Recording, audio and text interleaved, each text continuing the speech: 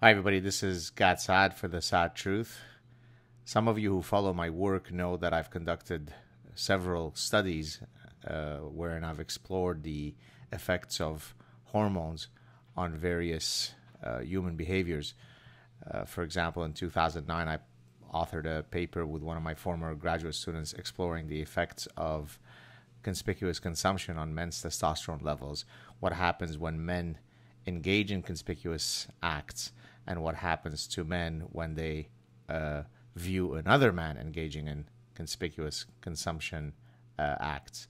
I've also conducted studies looking at the effects of the menstrual cycle on women's behaviors, for example, their beautification behaviors and their food-related behaviors. This was with another one of my graduate students.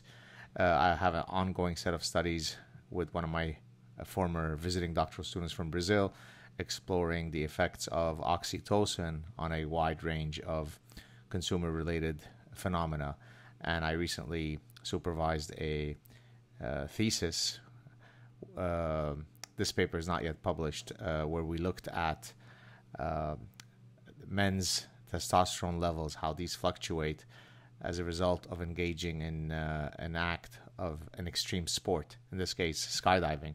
So this has been very much one of my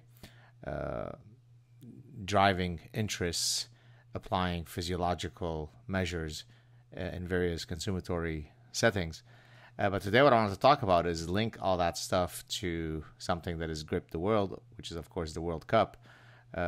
In my books, I've talked about this particular study, which, let me just mention it here. It's Bernhard, Dabbs, Fielden, and Luther. It's a paper that was published in 1998 in Physiology and Behavior. The title of the paper, Testosterone Changes During Vicarious Experiences of Winning and Losing Among Fans at Sporting Events.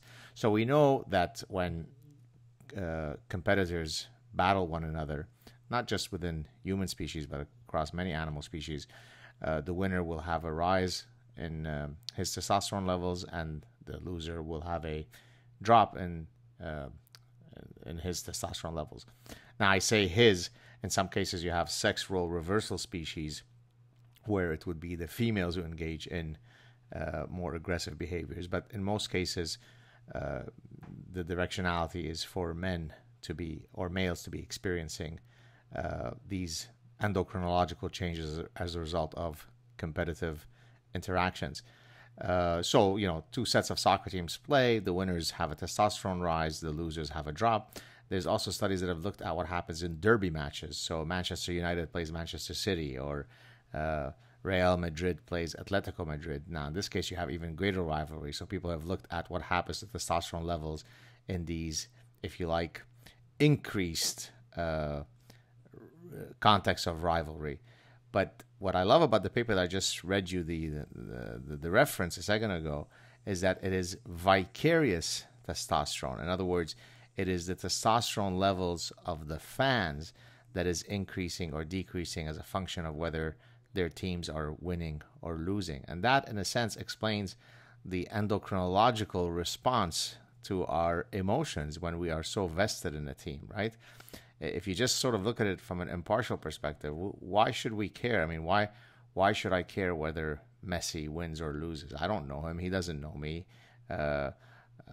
I'm not Argentinian, so there isn't even this patriotism, this fervor associated to belonging to a particular ethnicity or a group. And yet somehow when we take our innate desire to belong to some group, our coalitional psychology kicks in. And then, of course, that has downstream effects on our endocrinological system. So if I associate with Team A, I become part of them, right? We won, right? Think about how fans speak. When their team wins, we won. When their team loses, they lost. You associate with winners, you disassociate from losers. Well, what makes watching the World Cup so compelling, irrespective of which team you support, is that you are truly vested, not just emotionally, but hormonally. So there you have it, folks. If any of you are watching the upcoming Belgium-Brazil game, depending on who wins or loses, expect a rise or drop in your testosterone. Keep enjoying the World Cup.